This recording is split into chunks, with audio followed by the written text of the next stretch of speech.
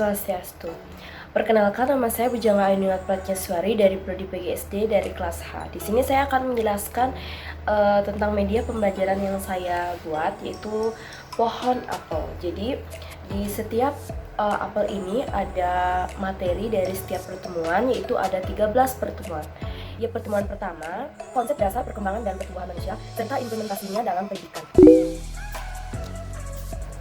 Yang pertama yaitu ruang lingkup psikologi dalam pembahasan perkembangan peserta didik. Yang pertama yaitu ada psikologi pendidikan. Secara umum, psikologi dapat dibedakan menjadi dua cabang, yaitu psikologi teoritis dan psikologi terapan.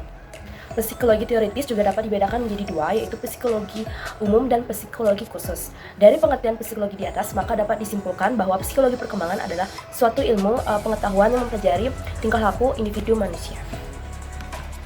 Baik, yang kedua yaitu peserta didik. Dalam perspektif psikologi, peserta didik adalah individu yang sedang berada dalam proses pertumbuhan dan perkembangan, baik fisik maupun psikis, menurut fitahnya masing-masing. Selanjutnya ada tujuan dan manfaat psikologi perkembangan. Mempelajari karakteristik umum perkembangan peserta didik, baik secara fiktif, kognitif, dan psikologi. Mempelajari perbedaan-perbedaan yang bersifat pribadi pada tahapan atau masa perkembangan tertentu. Dan yang terakhir yaitu manfaat psikologi perkembangan. Pengetahuan tentang perkembangan memungkinkan para guru memberikan bimbingan belajar yang tepat kepada anak.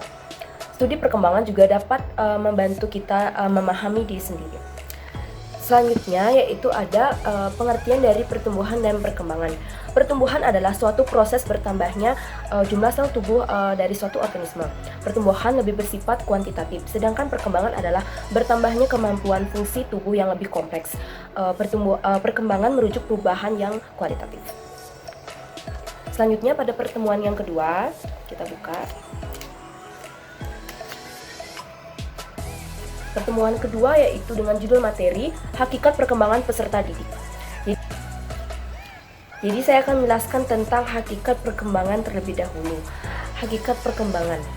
Menurut C.P. Chalpin 2002 mengartikan pertumbuhan sebagai satu pertambahan atau kenaikan dalam ukuran dari bagian-bagian tubuh atau dari suatu organisme sebagai suatu keseluruhan. Selanjutnya perkembangan. Menurut F.J. Monks DKK 2001, pengertian perkembangan merujuk pada suatu proses ke arah yang lebih sempurna dan tidak begitu saja dapat diulang kembali. Perkembangan menunjukkan pada perubahan yang bersifat tetap dan tidak dapat diputar kembali. Selanjutnya ada penjelasan dari kematangan dan perubahan. Kematangan itu sebenarnya merupakan suatu proses yang dibawa individu sejak lahir. Sedangkan perubahan yaitu perubahan-perubahan dalam perkembangan bertujuan untuk memungkinkan orang-orang menyesuaikan diri dengan lingkungan hidupnya. Pada pertemuan ketiga dengan judul materi Hakikat Perkembangan Pertumbuhan Individu dalam Rentang Kehidupan. Setiap perkembangan berkembang dengan karakteristik tersendiri. Menurut Santrok dan Yusen membaginya atas 5 fase, yaitu fase pranatal, yaitu fase dalam kandungan. Yang kedua itu fase bayi, yaitu saat perkembangan yang berlangsung sejak lahir sampai 8 atau 24 bulan. Selanjutnya yaitu fase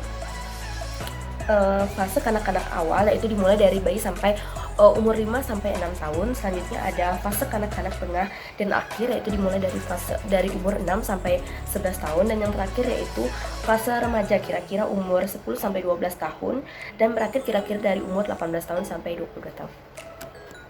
Selanjutnya pada pertemuan keempat yaitu dengan judul materi aspek-aspek perbedaan individu dan implementasinya bagi penyelenggara pendidikan. Aspek-aspek perbedaan individu mencakup yang pertama yaitu perbedaan intelektual, yaitu secara umum inteligensi dapat dipahami sebagai kemampuan untuk beradaptasi dengan situasi yang baru secara cepat dan efektif.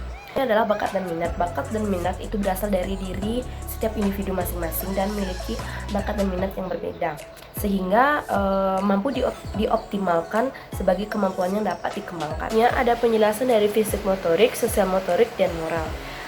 Fisik motorik. Perbedaan individual dalam fisik tidak hanya terbatas pada aspek-aspek yang teramati oleh panca indera seperti bentuk atau tinggi badan, warna kulit, warna mata, ataupun jenis kelamin, melainkan dapat diketahui setelah diadakannya pengukuran seperti usia, kekuatan, dan lain-lainnya. Selanjutnya yaitu pertemuan kelima. Itu dari bawah. dengan judul Aspek Perkembangan Intelektual dan Fisik Motorik. Jadi ada perkembangan intelektual, yaitu terdiri atas 4 tahapan, yaitu tahap sensori motoris, yaitu dari usia 0 sampai 2 tahun. Yang kedua yaitu tahap profesional, yaitu dari 2 sampai 7 tahun. Perkembangan fisik motorik yaitu meliputi sistem syaraf, otot-otot, kelenjar endokrin, dan struktur tubuh, yaitu dengan judul Aspek Sosial, Moral, Emosional. Perkembangan sosial emosional erat kaitannya dengan itu. Jika interaksinya tidak baik, maka pertumbuhan dan perkembangan anak menjadi tidak optimal. Perkembangan sifat-sifat kepribadian dan implikasinya bagi pendidikan. Itu ada perkembangan kepribadian, yaitu menurut Allport, kepribadian itu dapat dikategorikan pada 3 fase perkembangan sebagai berikut. Yang pertama yaitu masa bayi atau neonates, masa anak-anak. Yang ketiga masa dewasa. 9 dengan judul materi tugas-tugas perkembangan peserta didik. 5. Yang pertama itu masa bayi dan anak-anak, itu contohnya belajar bicara, berjalan.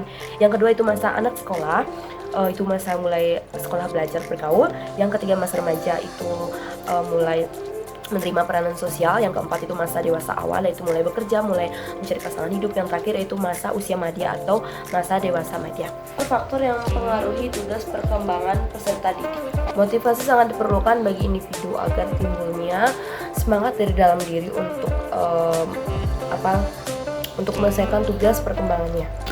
Motivate integral menurut Gardner adalah mengemukakan kecerdasan bukan kemampuan tunggal, melainkan beberapa kemampuan intelektual yang relatif tak terkait satu sama lain. Pengembangan motivate intelligence,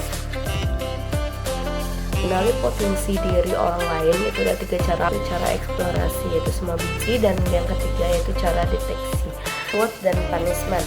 Reward adalah memberikan sesuatu pada orang lain sebagai bentuk penghargaan yang menjadi salah satu metode psikologi pendidikan. Reward itu adalah berupa hadiah yang pencapaian. Ada punishment atau hukuman.